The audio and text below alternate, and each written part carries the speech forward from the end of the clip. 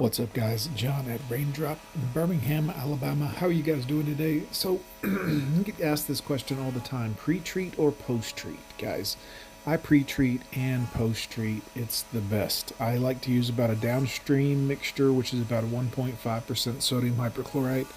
I get everything wet with water first so that the treatment goes on nice and easy and applies very smoothly, and then I go ahead and pressure wash about 10 to 15 minutes later after letting it sit for a minute. Then we go ahead and we post treat with the same downstream about 1.5% mix. It works out great, never any streaks, problems, or anything like that.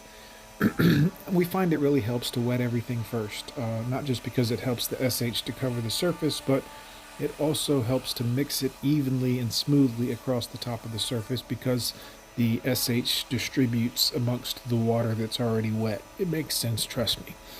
Also, I like to make sure that you go a little slower on the surface cleaner.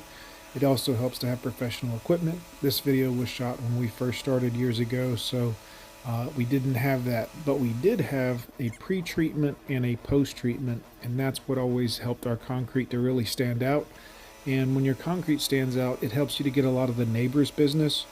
And if you guys are in business to make money, that return sale from the customer every year or so to clean their driveway, as well as one or two of their neighbors that saw you while you were working, is a great way to make your business snowball out of control.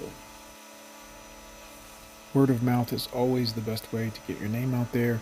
It's always nice when a neighbor can see that their neighbor just got their driveway done and the driveway doesn't have any lines or streaks in it.